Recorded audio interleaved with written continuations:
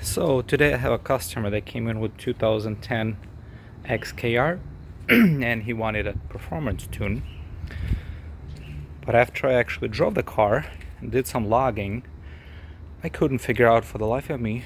It's only making half the power. It's super slow. Then I started to doing more checking, and this is you guys tell me what this looks like. So we go here, and this is where the obviously supercharger pulley is. But you guys notice that we're missing a freaking belt. There is no belt for the supercharger here. How the hell is this guy even driving around still? There's other accessory. What the fuck?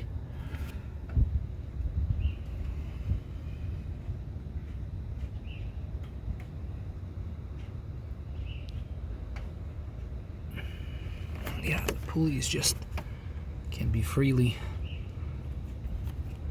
spun by my finger. Yeah, this kind of shit.